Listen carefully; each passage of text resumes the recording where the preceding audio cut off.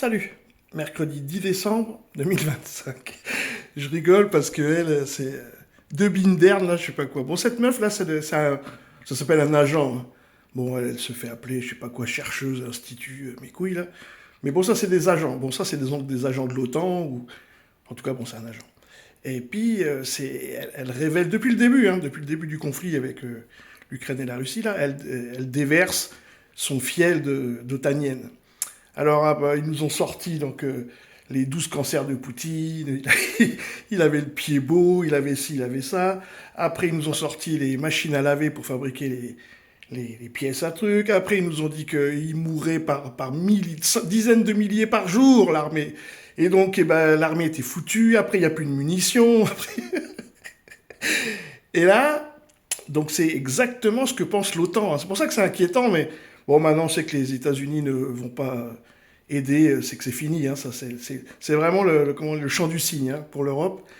Et donc, il lâche les dernières, les dernières munitions. Donc, installez-vous, c'est c'est les 10 plaies d'Égypte. Rendu de personnes qui ont pu parler à des soldats russes qui sont soit prisonniers de guerre en Ukraine, soit qui ont réussi à s'échapper de la Russie. Le journal britannique The Times a fait un très bel article là-dessus. Ce que ces soldats décrivent sur l'ambiance du front est très éloigné de ces images très fastes de Moscou, c'est-à-dire une armée qui est complètement parcourue par la tuberculose, par les poux, par l'alcoolisme, par la prise de drogue pour aller se battre au front, par une volonté de désertion.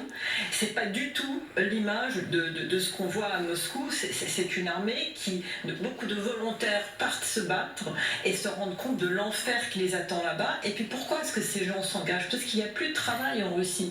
Toute l'industrie se tourne vers l'industrie de défense. Si vous n'avez pas un emploi dans l'industrie de défense, beaucoup de petites entreprises ferment, soit sous la pression des sanctions, soit sous le fait que beaucoup de matières premières sont recyclées vers la défense. Donc, face à la pénurie de travail, ils vont s'engager au front. Oui.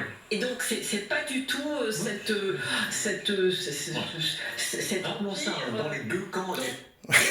Oui, alors sauf que le problème de la Russie, c'est qu'il y a tellement pas de travailleurs, ils ont besoin de tellement de postes, qu'en fait ils recrutent, hein. Ils recrutent en Asie, en Afrique noire, en Amérique latine, et ils commencent à recruter en Europe, de tout ce qui sont des postes de chercheurs, ingénieurs et tout ça, ils recrutent aux États-Unis et tout, hein. La Russie, elle recrute la valeur ajoutée. Voilà. Donc ils peuvent raconter ce qu'ils veulent, encore une fois, la vérité, elle est là, et les réseaux sont là, et malheureusement... voilà. En tout cas, moi, ça m'a fait beaucoup rigoler. Salut les amis!